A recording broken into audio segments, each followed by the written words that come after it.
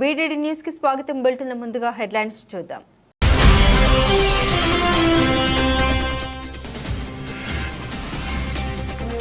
సాహసం చేయరా డింబక వరకు పుట్టించే వీడియో. ఎంపైర్ స్టేట్ యాంటీనా పైకి ఎక్కి నిలబడి సెల్ఫీ స్టార్.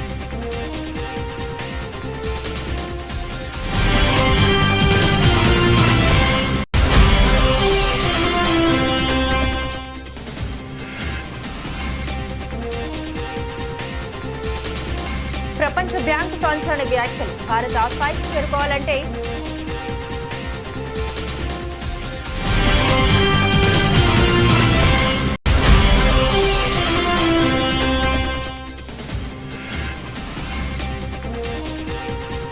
అంతరిక్షంలో అద్భుత నిధి, కోట్ల విలువైన బంగారం, ప్లాటినం నిక్షేపాలు. నాసా.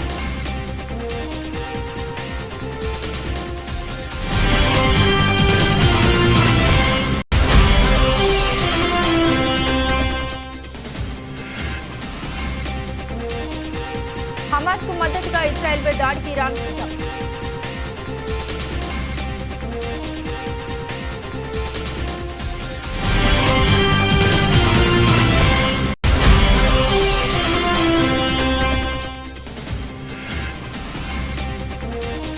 ఇది మీ కష్టానికి దక్కిన ప్రతిఫలం.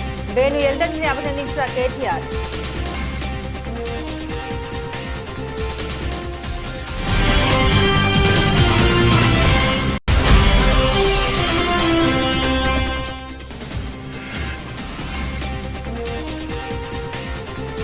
వీటిలో చేర్చాలి. ఆర్చరీలో ముగిసిన భారత పోరు.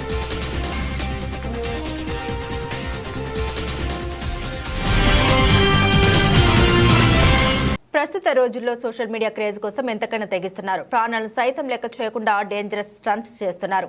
ఇలాంటి సమయాల్లో వారి ప్రాణాలని కోల్పోవడం లేదా ఇతరుల ప్రాణాలను తీస్తున్న ఘటనలు ఎక్కడో ఒక చోట వెలుగు చూస్తూనే ఉన్నాయి. ఇలాంటి సాహసాల్ని ప్రయత్నించే వారిలో కొద్ది మంది మాత్రమే సక్సెస్ అవుతున్నారు. సాహస కృత్యాల్లో కొందరు వ్యక్తులు వ్యూస్ కోసం ఏదైనా చేయగలరు. కొందరు తమ కంఫర్ట్ లెవెల్తో ప్రయోగాలు చేస్తుంటే మరికొంతమంది మాత్రం ప్రమాదం అని తెలిసి కూడా రిస్క్ చేస్తుంటారు. ఇటీవల న్యూయార్క్ నగరంలో 1435 అడుగుల ఎత్తులో ఉన్న ఐకానిక్ ఎంపైర్ స్టేట్ బిల్డింగ్ సన్నని యాంటీనాపై నిలబడి ఓ యువకుడు స్టంట్ చేశాడు. చూస్తూనే గుండె ఆగిపోయేలా ఉన్న ఈ వీడియో ఇంటర్నెట్ లో నెటిజన్లకు దడ పుట్టిస్తుంది. వైరల్ అవుతున్న వీడియోలోని వ్యక్తి సెల్ఫీ స్టిక్ తో కెమెరాను పట్టుకుని యాంటీనాపై ప్రమాదకరంగా నిలబడి ఉన్నాడు. ఆ తర్వాత అతను కెమెరాను తన తలపైకి లేపి చుట్టుపక్కల ప్రాంతాన్ని చూపించే ప్రయత్నం చేశాడు. వణుకు పుట్టిస్తోంది. లైవ్ జన్ అనే ఇన్స్టాగ్రామ్ లో ఈ వీడియో పోస్ట్ చేయగా నెటిజన్ల నుండి మిశ్రమ స్పందన వస్తుంది. షేర్ చేసినప్పటి నుండి వీడియో 27 లక్షలకు పైగా లైక్లు, 41 మిలియన్లకు పైగా వ్యూస్ సంపాదించింది. ఈ వీడియో వీక్షకుల్ని విస్మయానికి గురిచేసింది. ఇంత సాహసోపేతమైన స్టంట్ ను ఎలా చేయగలిగాడు అని నెటిజన్లంతా ఆశ్చర్యపోతున్నారు. ఇది చూసిన తర్వాత నా అరచేతులు అరికాళ్ళు చెమటలు పట్టాయి అని ఒక నెటిజన్ కామెంట్ చేయగా మరొకరు మిషన్ విజయవంతమైన గౌరవం అని వ్యాఖ్యానించారు. బ్రోకి నిజంగా భయం లేదు అని మూడో యూజర్ కామెంట్ చేశాడు. ఈ డేంజరస్ స్టంట్ చూస్తే మీ కుటుంబం భయంతో వణికిపోతుందని మరో యూజర్ కామెంట్ చేశాడు.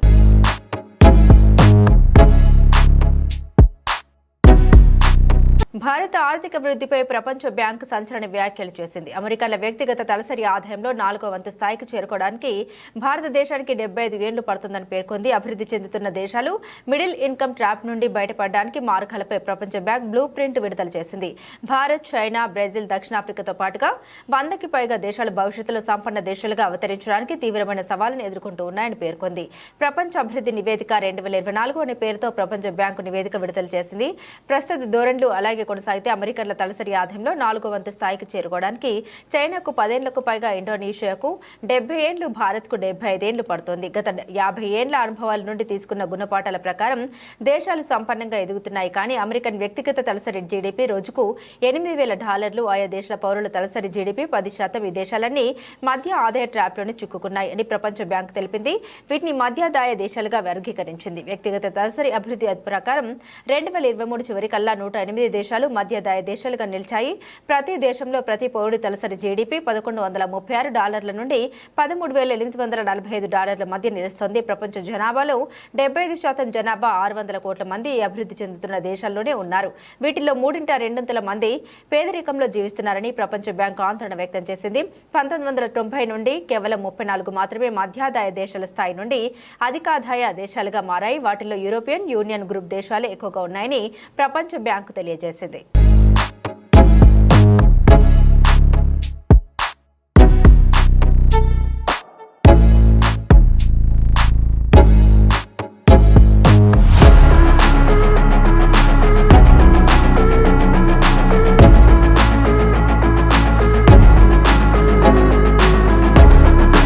నాసా ఇప్పుడు అంతరిక్షంలో ఒక అద్భుత నిధిని కనుగొంది. వందల కోట్ల రూపాయల విలువైన బంగారం, ప్లాటినం, ఇతర విలువైన లోహాల్ని అన్వేషించింది. 1852లో అన్ని భలేగా డాస్పరిస్ కనుగొన్న గ్రహశకలం 16 సైకిపై 140 మైళ్ల వ్యాస పరిధిలో బంగారం, నికెల్, ప్లాటినం లోహాలు ఉన్నట్లు కనుగొన్నారు. అంగారక, గురు గ్రహాల మధ్య ఉన్న ఈ గ్రహశకలంలో $10 లక్షల క్వాడ్రిలియన్ విలువైన లోహాలు ఉన్నట్లు నాసా తెలిపింది. ఈ విషయం శాస్త్రవేత్తలు, అంతరిక్ష ఔత్సాహికులను ఆశ్చర్యపరిచింది. అయితే వీటిని వెలికి తీయడానికి పలు ఆర్థిక సాంకేతిక సవాళ్లు ఎదురవుతాయని పేర్కొంటుంది. 2029 నాటికి ఆస్ట్రేలియాను చేరుకునే లక్ష్యంతో నాసా పైకి మిషన్ను 2023 అక్టోబర్ 11న ప్రారంభించింది. తన పరిశోధనలో భాగంగా గ్రహశకలం 16 సైకిపై అపారంగా బంగారం, ప్లాటినం, నికెల్ వంటి ఖరీదైన లోహాలు ఉన్నట్లు నాసా నిర్ధారించిందని, తవి భూమి మీదకు తేగలితే ప్రపంచ దేశాల స్థితిగతులే మారిపోతాయని పేర్కొంటుంది. ప్రస్తుత అంతరిక్ష మైనింగ్ సాంకేతికత ఇక శైశవ దశలోనే ఉంది. తక్కువ గురుత్వాకర్షణ, అధిక రేడియేషన్ ఉండే ఈ లఘు గ్రహంలో కార్యకలాపాలు నిర్వహించగల పరికరాలు అవసరమవుతాయి. అంతేకాకుండా భూమికి గ్రహశకలం మధ్య కమ్యూనికేషన్లో ఏర్పడే ఆలస్యం వల్ల అవి స్వతంత్రంగా పనిచేయాల్సిన అవసరం ఉందని సెంట్రల్ ఫ్లోరిడా యూనివర్సిటీ గ్రహ భౌతిక శాస్త్రవేత్త ఫిలిప్ మెడ్గర్ తెలిపారు. గ్రహాలపై ఖనిజాల తవ్వకం అతి ఖరీదైన వ్యవహారం. వాటిపై తవ్వకాలు జరపడానికి అవసరమైన సాంకేతిక పరిజ్ఞానం, పరికరాలు సమకూర్చుకోవడానికి చాలా వ్యయం అవుతుంది. అయితే వీటిపై తవ్వకాలకు నిధులు సమకూర్చడానికి ప్రైవేట్ కంపెనీలు ముందుకొస్తున్న ముఖ్యమైన వనరులు ఇంకా అవసరమవుతాయి. అక్కడి నుండి తెచ్చే ఈ లోహాలు ప్రపంచ మార్కెట్లోకి భారీ మొత్తంలో ప్రవేశపెడితే బులియన్ మెటల్ మార్కెట్లు ఒక్కసారిగా క్రాష్ అవుతాయి. వాటి విలువ నాటకీయంగా తగ్గిపోతుంది. 60,000 ఉన్న బంగారం ధర 600కు పడిపోవచ్చు. దీని అంతటికీ డిమాండ్ సప్లై సూత్రం వర్తిస్తుంది. ఇప్పుడు బంగారం సప్లై తక్కువగా ఉంది కాబట్టి డిమాండ్ పెరిగి దాని ధర ఎక్కువగా ఉంది. అదే డిమాండ్ లేకపోతే మార్కెట్లో కావలసినంత దొరికితే అది కూడా ఏ స్టీల్ లోహం ధరకు సమానంగా పడిపోతుంది. దీని కారణంగా ప్రపంచ వ్యాప్తంగా పలు దేశాల ఆర్థిక వ్యవస్థల్లో తీవ్ర కుదుపులు సంభవిస్తాయి.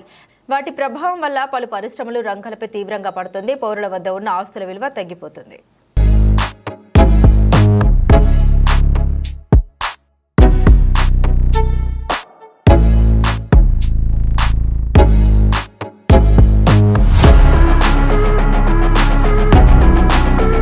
హమాస్ చీఫ్ ఇస్మాయిల్ హనియా హత్య నేపథ్యంలో పశ్చిమాసియాలో ఉద్రిక్తత తీవ్రమైంది. హమాస్ కు మద్దతుగా ఇజ్రాయెల్పై ఇరాన్ ప్రతీకార దాడికి సిద్ధమవుతుందని వార్తలు వస్తున్నాయి. ఈ నేపథ్యంలో ఇరాన్ దాడుల్ని ఎదుర్కోవడంలో భాగంగా ఇజ్రాయెల్కు మద్దతుగా అమెరికా రంగంలోకి దిగినట్లు కనిపిస్తోంది. ఇరాన్ దాడుల్ని తిప్పికొట్టేందుకు మధ్య ప్రాచ్యంలో యుద్ధ నౌకలు, ఫైటర్ జెట్స్ ను మోహరిస్తుంది. కాగా ఇజ్రాయెల్లోని భారతీయులు అప్రమత్తంగా ఉండాలని భారత రాయబార కార్యాలయం శుక్రవారం సూచించింది.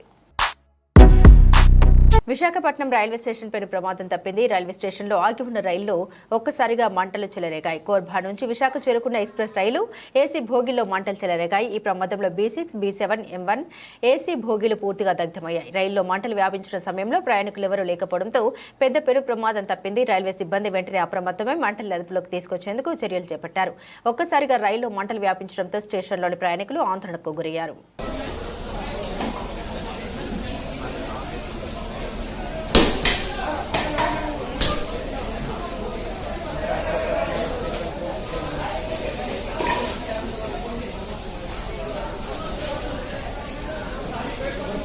సరిపోలే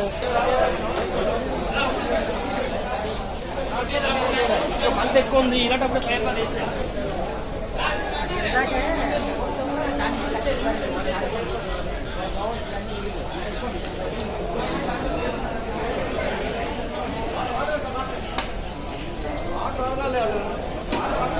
జనసేన పార్టీ ఆదేశాల మేరకు సిద్దిపేట నియోజకవర్గంలో జనసేన సభ్యత్వ నమోదు కార్యక్రమం నిర్వహించారు. పట్టణంలోని శివంస్ గార్డెన్లో మూర్ఖార్ సాయి జనసేన నాయకుల ఆధ్వర్యంలో మీడియా సమావేశం ఏర్పాటు చేశారు. ఈ సందర్భంగా వారు మాట్లాడుతూ సిద్దిపేట నియోజకవర్గ ప్రజలు యువత సభ్యత్వ నమోదు కార్యక్రమాల్లో పాల్గొని పార్టీని బలోపేతం చేయడానికి కృషి చేయాలని తెలిపారు. జనసేన పార్టీ అధినేత కొండగట్టు దర్శనానికి వచ్చిన సందర్భంగా అప్పటి నుండి తెలంగాణలో పార్టీ బలోపేతానికి కృషి చేయాలని పిలుపునిచ్చారని అన్నారు. రాబోయే రోజుల్లో సిద్దిపేటలో జనసేన జెండా ఎగురవేయడానికి తమ వద్ద కృషి చేస్తామని పేర్కొన్నారు.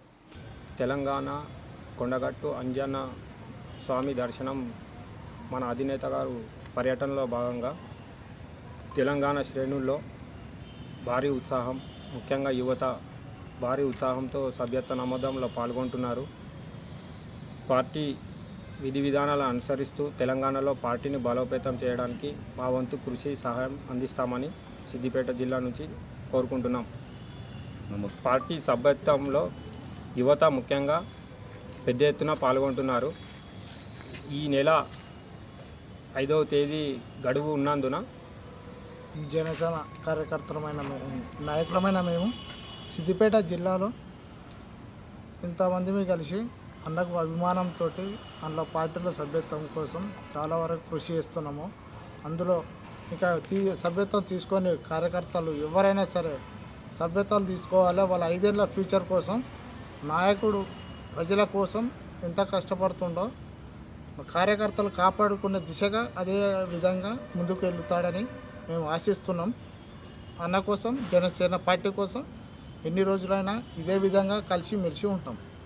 కుటుంబ బంధాల నేపథ్యంలో రూపొంది అపురూప విజయాన్ని అందుకున్న బలగం ఉత్తమ దర్శకుడు, ఉత్తమ చిత్రంగా ఫిలింఫేర్ అవార్డ్స్ దక్కించుకోవడం పట్ల బీఆర్ఎస్ వర్కింగ్ ప్రెసిడెంట్ కేటీఆర్ సంతోషం వ్యక్తం చేశారు.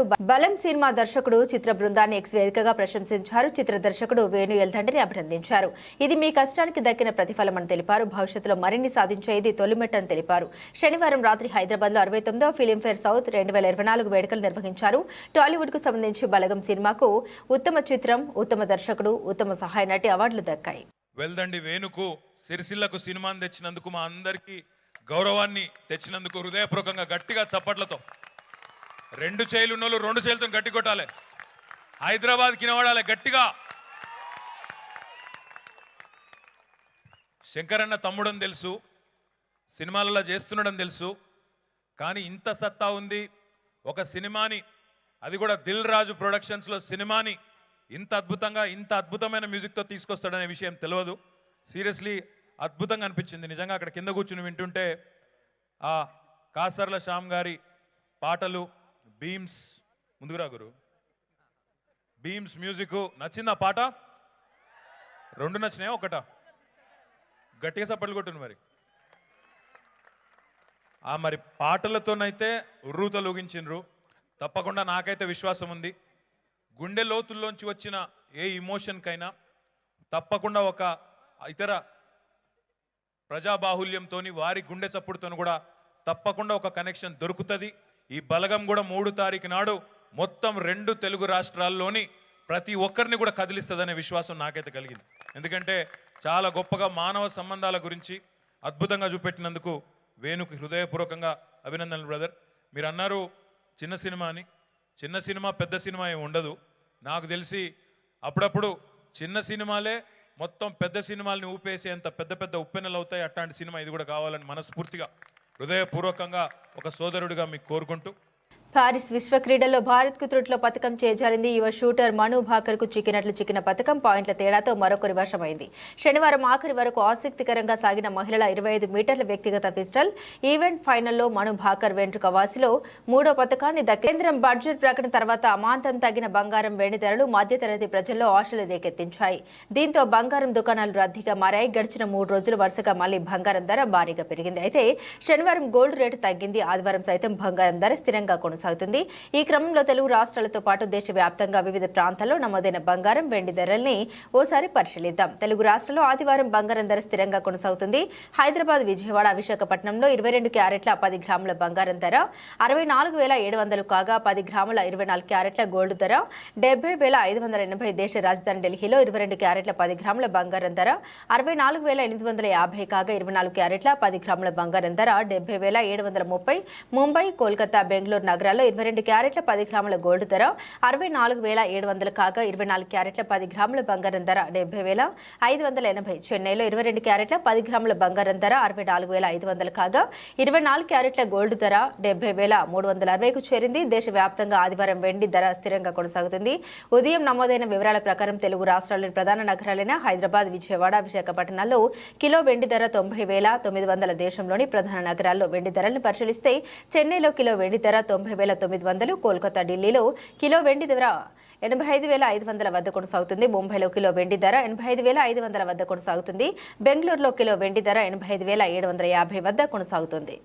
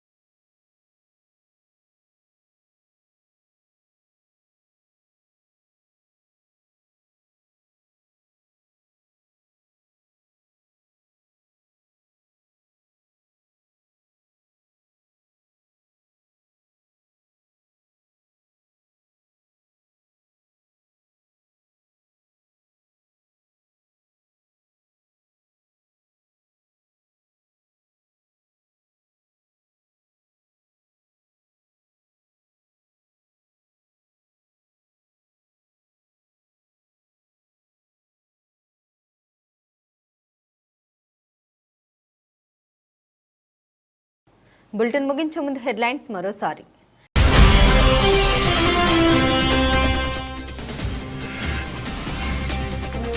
సాహసం చేయరా డింబక వణుకు పుట్టించే వీడియో. ఎంపైర్ స్టేట్ యాంటీనాపై కేకి నిలబడి సెల్ఫీ స్టార్.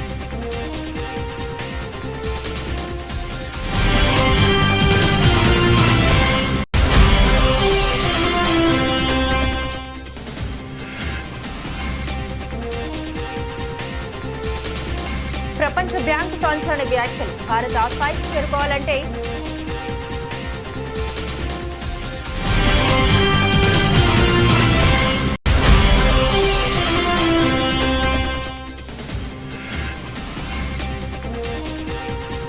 అంతరిక్షంలో అద్భుత నిధి. కోట్ల విలువైన బంగారం, ప్లాటినం నిక్షేపాలు. నాసా.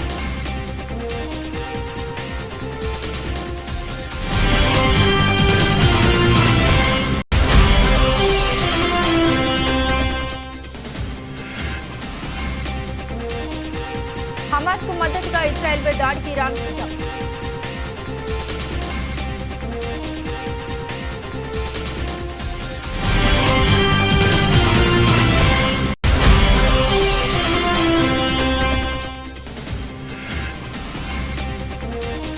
ఇది మీ కష్టానికి దక్కిన ప్రతిఫలం. వేణు ఎల్దండిని అభినందించిన కేటీఆర్.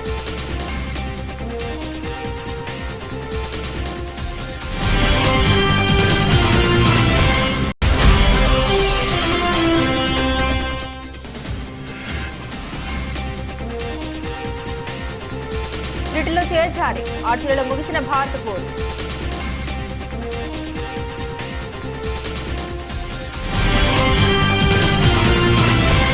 ఇవి బులెటిన్లోని విశేషాలు. తిరిగి మరో బులెటిన్తో మళ్ళీ కలుసుకుందాం. అంతవరకు సెలవు.